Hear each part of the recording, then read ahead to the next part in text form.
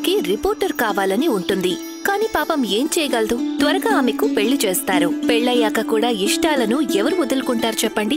రోమా కూడా అలాగే తన ఇష్టాలను వదులుకోలేదు. రోమా డ్రాయింగ్ రూమ్ లో గట్టిగా అరుస్తూ ఉంటుంది. దేశాన్ని పాడు చేశారు. ఇదెక్కడి న్యాయం చెప్పండి? ప్రతి ఒక్కరూ ఓటు వేస్తారు. ప్రతి విషయం తెలుసుకునేందుకు పూర్తి హక్కు ఉంది. Right to information. అత్తగారు భయపడి డ్రాయింగ్ రూమ్ లోకి వెళ్తుంది. ఏంటేంటి నీకేమైంది రోమా? ఏమైంది నీకు? నీ హక్కుల గురించి మాట్లాడుతున్నావు.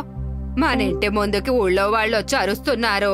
పక్కింటి ఆవిడ కూడా ఫోన్ చేసి కోడల్ని కొడుతున్నావా, ఎందుకలా గట్టిగా అరుస్తోందని అడుగుతోంది. కొట్టడమా? నన్నెందుకు కొడతారో ముందు ఆ విషయం చెప్పండి. ఒక మనిషి మీద చేయలేపటం మానవత్వం అంటారా? ఒక కోడలికి గుర్తింపు అంటూ ఏమీ ఉండదా? లేకపోతే ఒక ఆడది పరా ఇంటికొచ్చి దెబ్బలు తినడానికి పుట్టిందా? రోజు నేను నాతో పాటు దేశం మొత్తం ఈ విషయం తెలుసుకోవాలని అనుకుంటోంది. అప్పుడే అక్కడికి రోమా భర్త సిద్ధాంత్ వస్తాడు. అయ్యో మమ్మీ, నీకు చెప్పడం మర్చిపోయాను. రోమాకి రిపోర్టర్ కావాలని ఉండేది, కానీ వాళ్ళ నాన్న తనకి పెళ్లి చేసేశారు. అందుకే అప్పుడప్పుడు ఆమె లోపలి రిపోర్టర్ ఇలా బయటికి వస్తూ ఉంటుంది. అయితే రోజు ఇలా ఇంట్లో తమాషా చేస్తుందా? ఎక్కడ కుదరదని తనతో చెప్పు. అది చెప్పి అత్తగారు అక్కడి నుండి వెళ్లిపోతుంది. తర్వాత రోమా తన భర్తతో ఇలా అంటుంది. చూడండి, నేను సూటిగా చెప్తున్నాను. నేను జర్నలిజం కోర్స్ చదువుకుంటాను. తర్వాత రిపోర్టర్ కూడా అవుతాను. ఆ విషయం వదిలే రోమా, నేను బానే సంపాదిస్తున్నాను కదా. ఏమీ అనుకోకు, ఒక మాట చెప్తాను. నేను మన పెళ్లికి ముందే చెప్పాను, నాకు ఉద్యోగం చేసే భార్య అస్సలు అవసరం లేదని. నాకు సింపుల్ గా ఉండే హౌస్ వైఫ్ కావాలి. తను ఇంటిని పిల్లల్ని జాగ్రత్తగా చూసుకుంటే చాలు. సరేలేండి.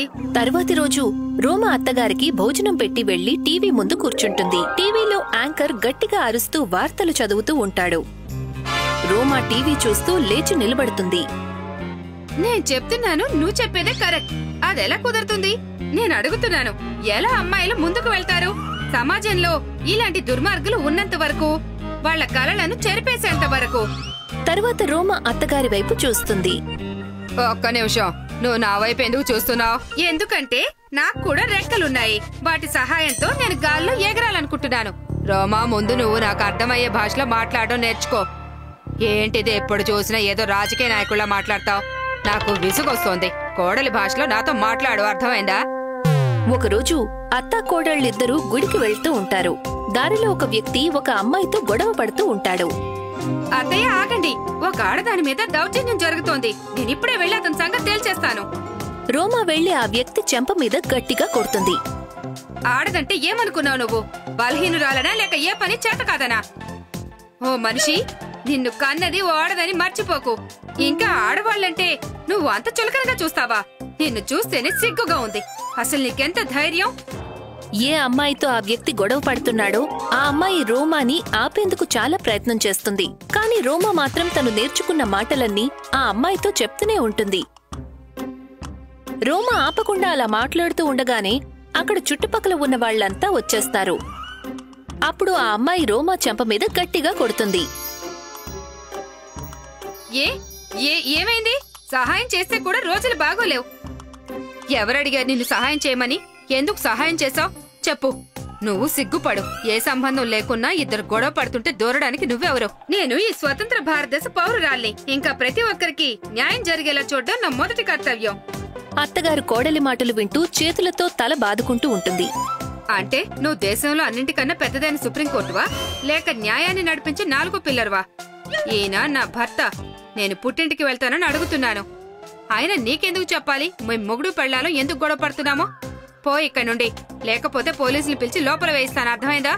రోమా తన అత్తగారితో కలిసి ఇంటికి వెళ్తూ ఉంటుంది. ఏం చెప్పమంటారు అత్తయ్య? మంచి చేయబోతే కూడా అర్థం చేసుకునే వాళ్లే లేరు. ఉన్నారు, సహాయం చేస్తే అర్థం చేసుకునే వాళ్ళు చాలా మంది ఉన్నారు. కానీ నీలాంటి పిచ్చివాళ్లు చేసే సాయానికి కాదు. సాయం చేసే పేరుతో నువ్వు డ్రామాలు ఆడతావు చూడు, అది కరెక్ట్ కాదు కోడలా. నీ పిచ్చి పనులతో నాకు విసుగొస్తోంది. అలా రోజంతా రోమా రిపోర్టర్ లాగా పిచ్చి మాటలు మాట్లాడుతూనే ఉంటుంది.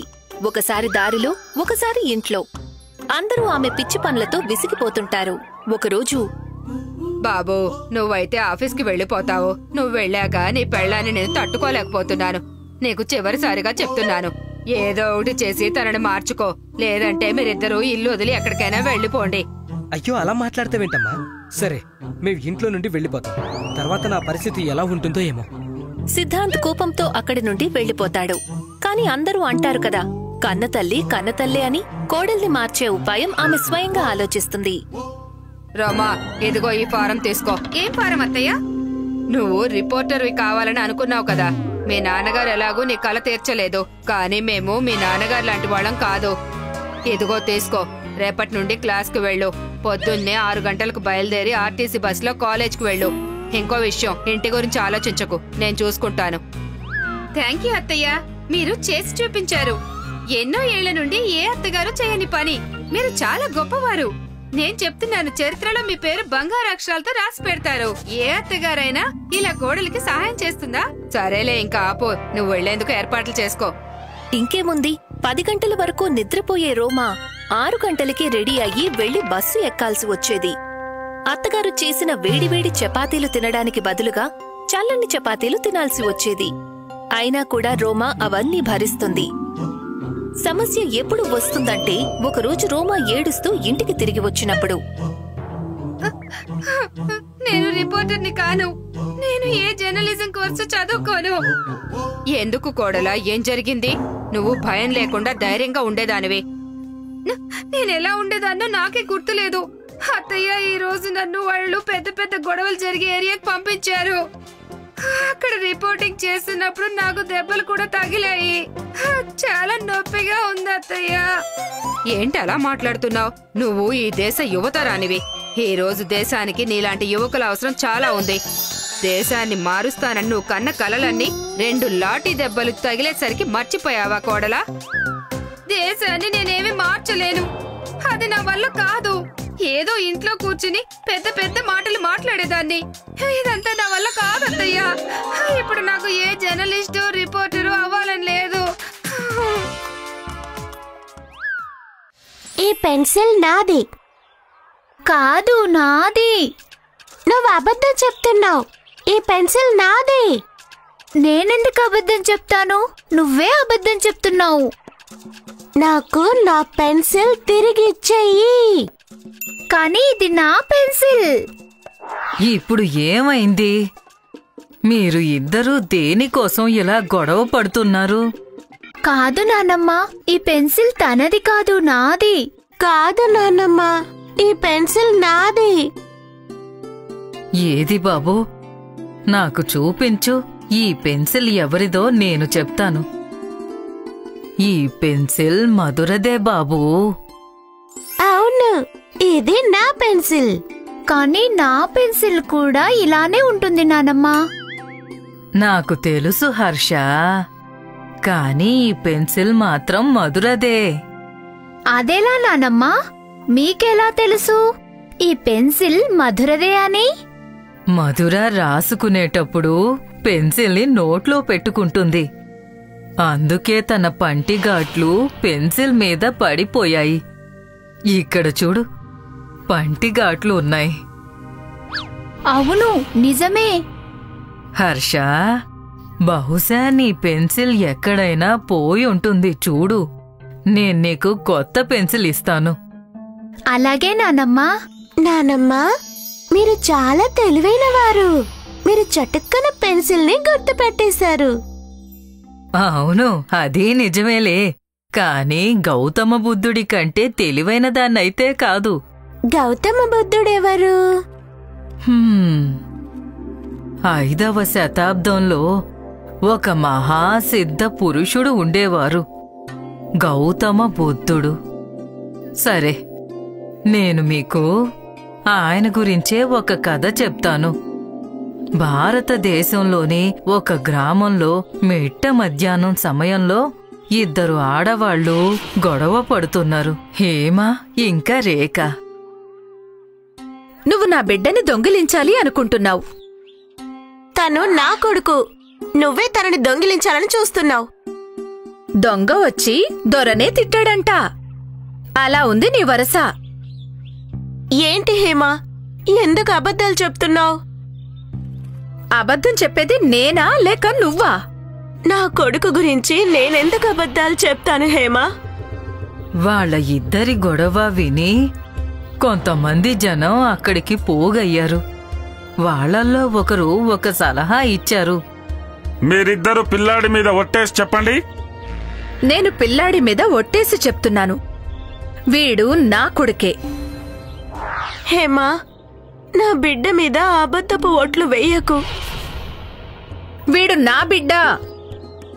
మొత్తం అందరూ ఆందోళనలో పడిపోయారు.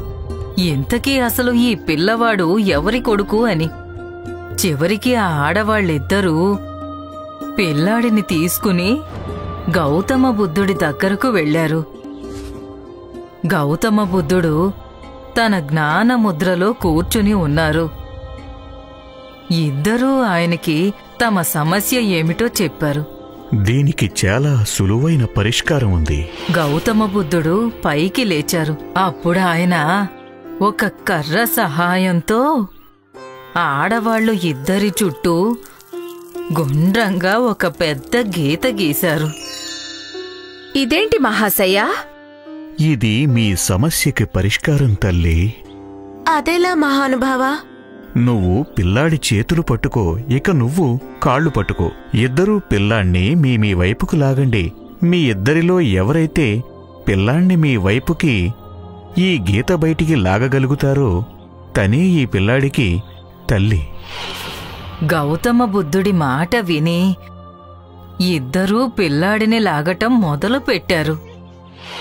ఒకసారి హేమ తనని తన వైపుకు లాగేది, ఒకసారి రేఖ తన వైపు. ఇదే విధంగా చాలాసేపు చేస్తూ పోయారు. అప్పుడు పిల్లాడు నొప్పితో ఏడవటం మొదలుపెట్టాడు. పిల్లాడు ఏడవడం చూసి రేఖ పిల్లాడి చేతులు వదిలేసింది. హేమ పిల్లాడిని ఆ గీత బయటకు తీసుకువెళ్ళింది.